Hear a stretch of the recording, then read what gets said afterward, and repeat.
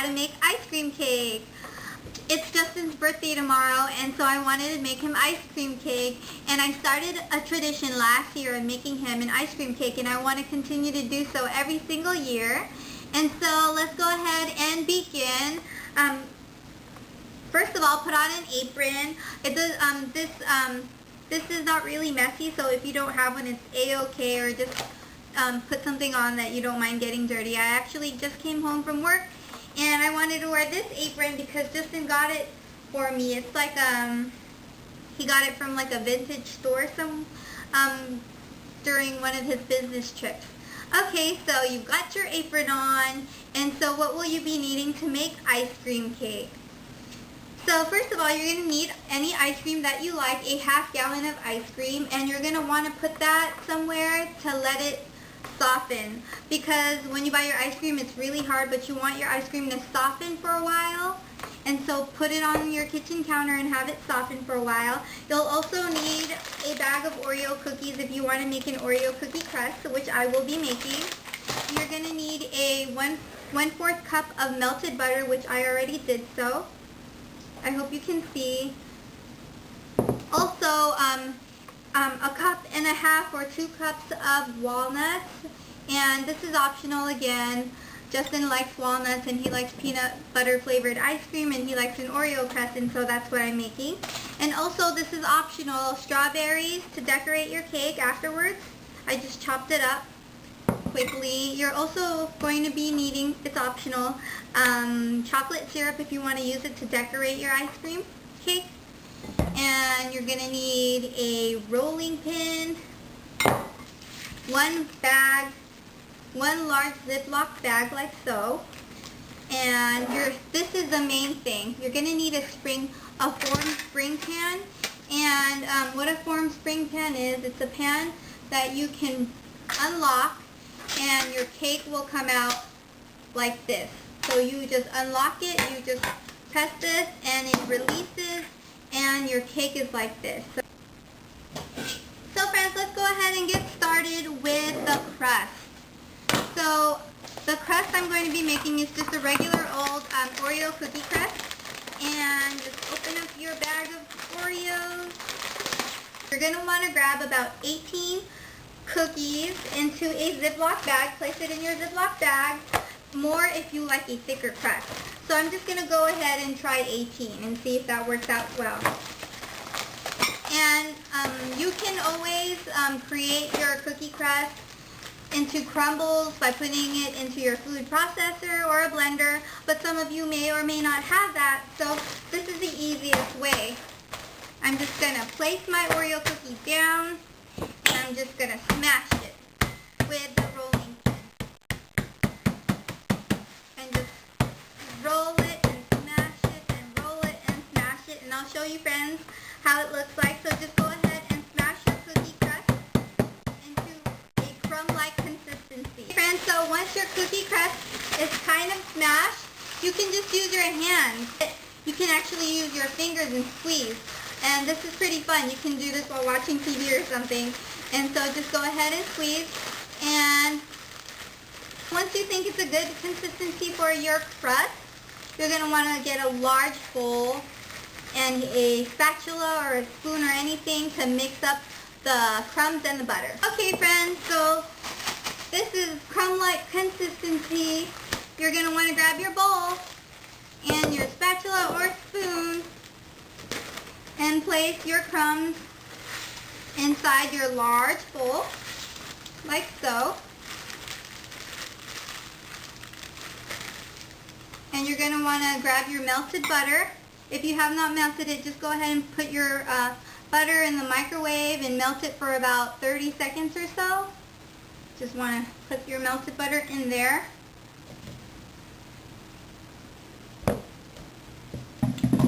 It's going to look like this, and you're just going to want to mix it. You're going to want to mix your melted butter and your Oreo cookie crumbs like this. And the reason as to why you add butter is because it'll help the Oreo cookie turn into a crumb. It's become a great crust that will stick together. So It's good to go, so you're going to want to grab your springform pan like so. Just grab your springform pan. Make sure that you lock it. Make sure you lock it closed and so that it won't move around. And just place your crumb and butter mixture onto your springform pan.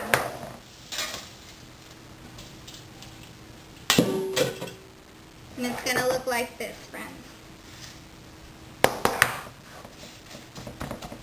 And friends, it's going to look like this, and you're just going to want to flatten out your cookie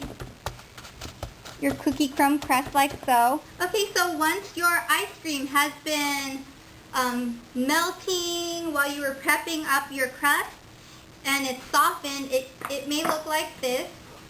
Pretty soft, right? You're going to want to place that ice cream onto a large bowl. I'm just going to go ahead and use the Oreo bowl I was using. So just grab your ice cream and take it out of the box. Excuse me, Charlie. So your ice cream is going to look like this, and you're going to want to soften it up a lot more. And to soften up more, I'm just going to use a fork and a spoon. Like this. I'm just going to use a fork to kind of separate the ice cream so that I could actually mix it. Use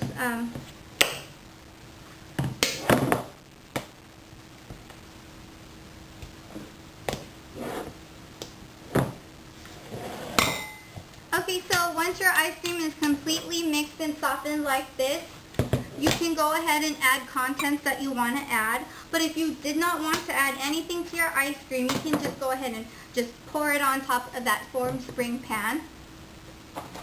So I'm just going to add the walnuts, the 1.5 to 2 cups of chopped walnuts that I chopped earlier. It's going to look like this now, friends. Then I'm just going to mix it evenly so that every part of the cake gets a piece of the walnuts and gets a bite of it whenever you take a bite of ice cream cake.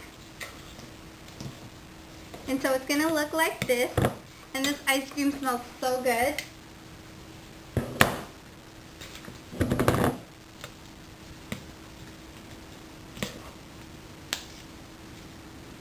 Next, what you're going to want to do is just grab that form spring pan with the crust and just put your ice cream inside the form spring pan on top of the crust.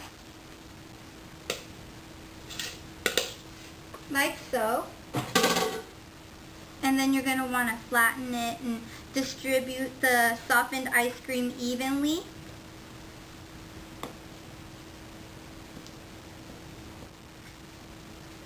So friends, once you have distributed your ice cream cake evenly on inside your form spring pan like so, it's okay if you're messy, I am too, you're going to want to cover it up with a saran wrap, plastic wrap, or some foil. I prefer foil, it's just easier. So you're just going to want to cover it up with some foil.